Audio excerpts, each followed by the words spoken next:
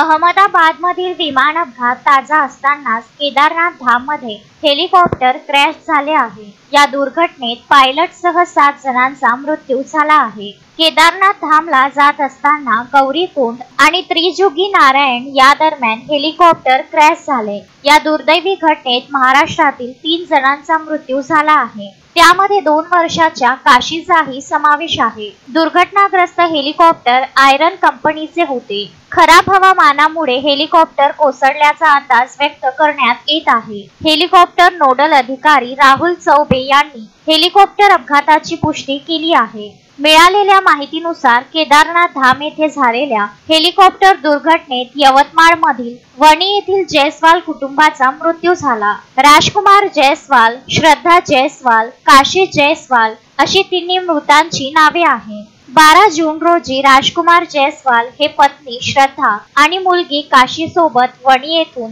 केदारनाथसाठी गेले होते, पण देवदर्शन करण्यापूर्वीच त्यांच्यावर काळाने घाला घातला। या घटनेने संपूर्ण यवतमाळ जिल्ह्यावर दुःखाचा डोंगर कोसळला आहे।